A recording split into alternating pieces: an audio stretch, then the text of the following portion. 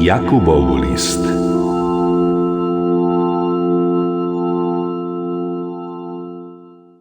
Prvá kapitola.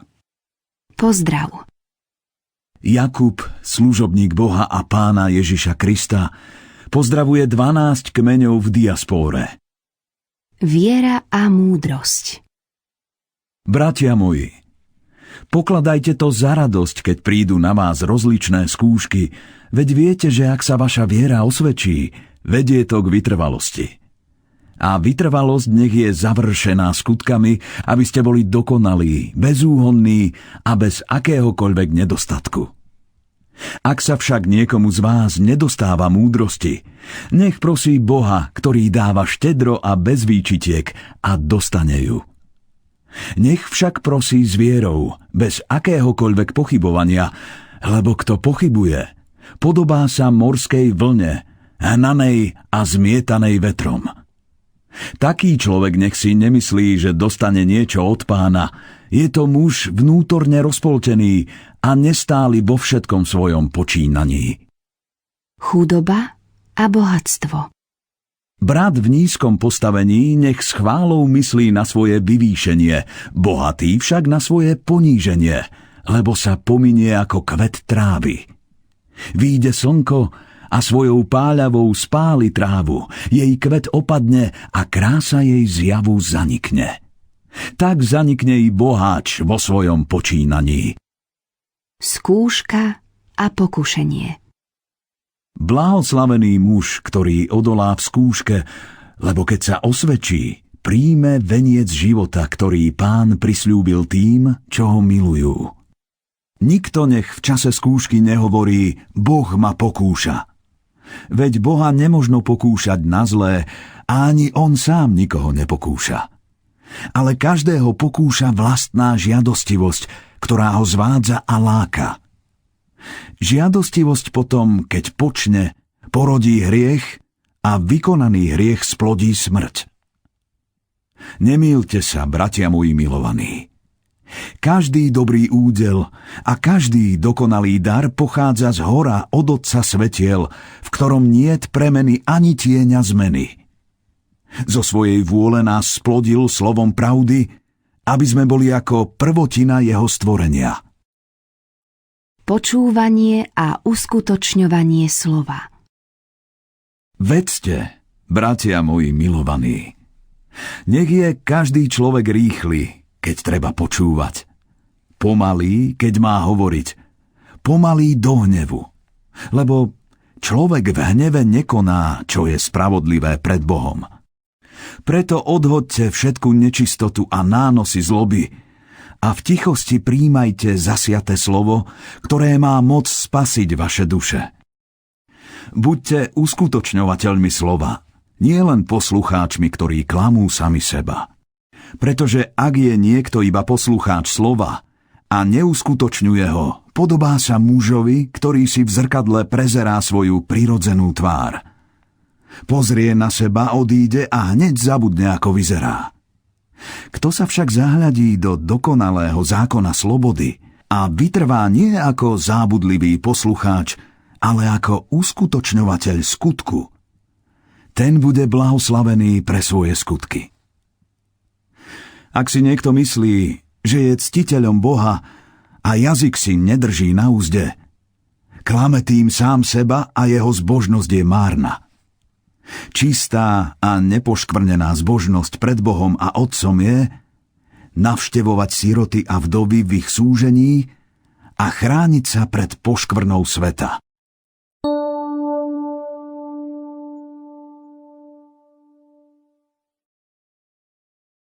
Druhá kapitola. Varovanie pred uprednostňovaním. Bratia moji, nespájajte vieru v nášho Pána slávy Ježiša Krista s uprednostňovaním niekoho.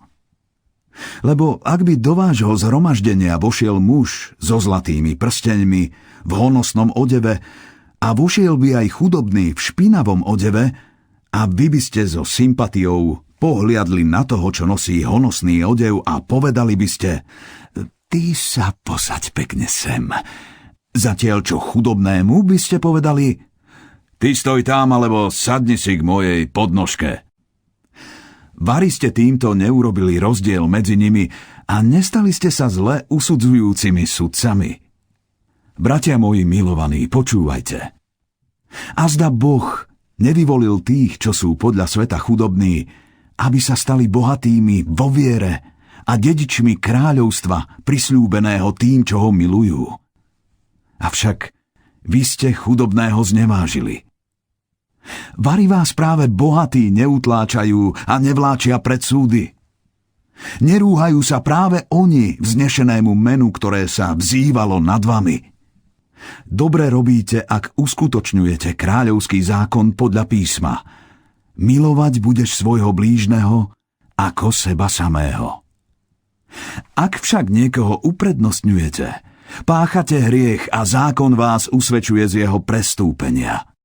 Veď keby niekto zachoval celý zákon, ale prestúpil by ho v jednom prikázaní, previnil by sa proti všetkým. Veď ten, ktorý povedal nescudzoložíš, povedal aj nezabiješ. A keď aj necudzoložíš, ale zabíjaš, prestupuješ zákon. Hovorte a konajte tak, ako tí, čo majú byť súdení podľa zákona slobody. Bez milosrdenstva čaká súd na toho, kto nepreukázal milosrdenstvo. Milosrdenstvo však víťazí nad súdom. Viera a skutky.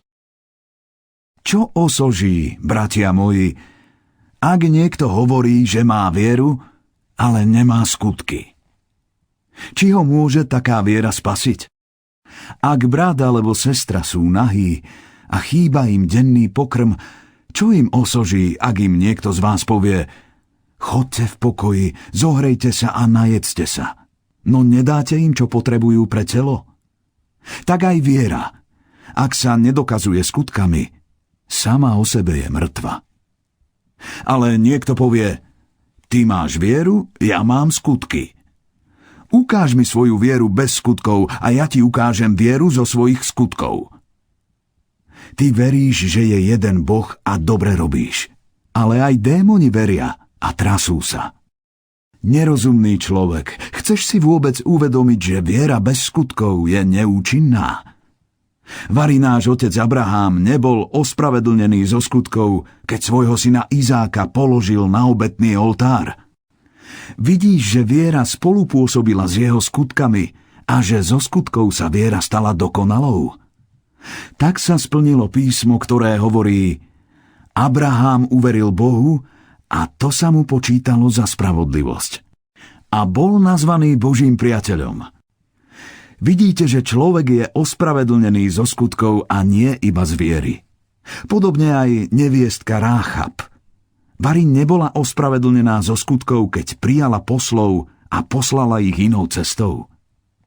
Veď ako je telo mŕtve bez ducha, tak je i viera mŕtva bez skutkov.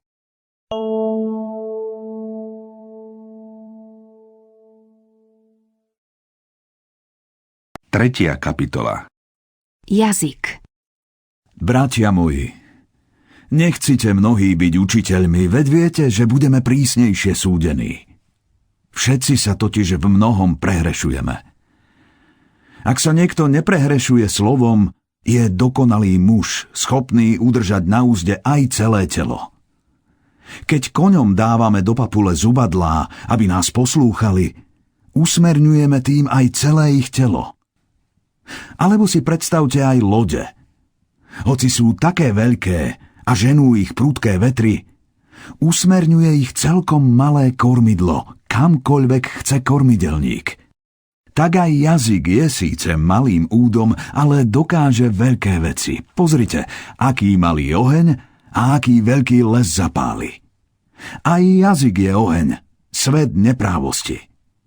Medzi našimi údmi je zasadený ako ten, čo poškvrňuje celé telo a rozpaľuje kolobeh života, sám podpaľovaný peklom. Všetky druhy divej zvery, aj vtákov, plázov a morských tvorov môže skrotiť človek a aj skrotil, ale jazyk, toto nepokojné zlo, plné smrtiaceho jedu, nik z ľudí nemôže skrotiť. Ním dobrorečíme Pánovi a Otcovi a ním preklíname ľudí stvorených na Božiu podobu. Z tých istých úst vychádza dobrorečenie i kliatba. Bratia moji, nemá to tak byť. Vari z jedného prameňa tým istým otvorom vyviera sladká aj horká voda.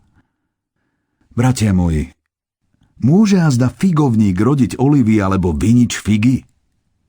Ani slaný prameň nemôže vydať sladkú vodu. Múdrosť zhora.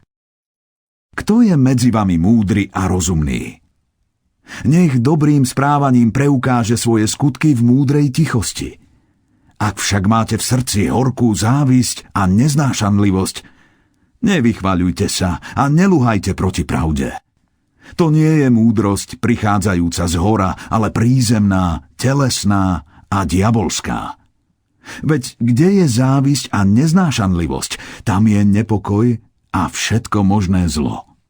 No múdrosť, ktorá prichádza z hora, je predovšetkým čistá, potom pokoja milovná, vľúdna, ústretová, plná milosrdenstva a dobrého ovocia, bez predsudkov a bez pokrytectva. A ovocie spravodlivosti sa rozsieva v pokoji tým, čo šíria pokoj.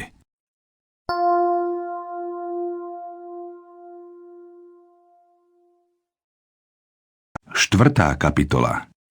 Priateľstvo so svetom. Odkiaľ pochádzajú boje medzi vami a odkiaľ rozbroje? Nie vari odtiaľ z vašej žiadostivosti, ktorá brojí vo vašich údoch? Ste žiadostiví, ale nemáte. Vraždíte a závidíte, ale nemôžete nič dosiahnuť. Bijete sa a bojujete, ale nič nemáte, lebo neprosíte. Prosíte, ale nedostávate, lebo prosíte zle. Chcete to premárniť podľa svojich zlých žiadostí. Cudzoložnice, či neviete, že priateľstvo so svetom je nepriateľstvom proti Bohu? Kto teda chce byť priateľom sveta, prejavuje sa ako nepriateľ Boha. Alebo si myslíte, že písmo nadarmo hovorí: Boh žiarlivo túži po duchu, ktorého vložil do nás? Dáva však väčšiu milosť, preto hovorí: Boh sa pyšným protiví, ale pokorným dáva milosť. Podriadte sa teda Bohu, ale vzoprite sa diablovi a ujde od vás. Priblížte sa k Bohu a on sa priblíži k vám. Očistite si ruky, hriešnici, a vy, vnútorne rozpoltení, posväťte si srdcia. Bedákajte, nariekajte a plačte. Váš smiech nech sa obráti na nárek a radosť na žiaľ. Pokorte sa pred Pánom a povýši vás. Proti ohováraniu. Bratia, neohovárajte sa navzájom. Kto ohovára brata alebo ho súdi, ohovára a súdi zákon. Ale ak súdiš zákon, nie si plniteľ zákona, ale sudca. Len jeden je zákonodarca a sudca, ktorý má moc spasiť i zahubiť. Ale ktože si ty, že súdiš blížneho? Varovanie pred samochválou. A teraz vy, ktorí hovoríte: dnes alebo zajtra pôjdeme do toho mesta, pobudneme tam rok a budeme obchodovať a zarábať. Vy predsa neviete, čo bude zajtra s vaším životom. Veď ste para, ktorá sa na chvíľu ukáže a potom mizne. Namiesto toho by ste mali povedať: ak bude Pán chcieť, budeme žiť a vykonáme to alebo ono. Teraz sa však vychvaľujete vo svojej pýche. Každá takáto samochvála je zlá. A tak, kto vie dobre robiť a nerobí, má hriech.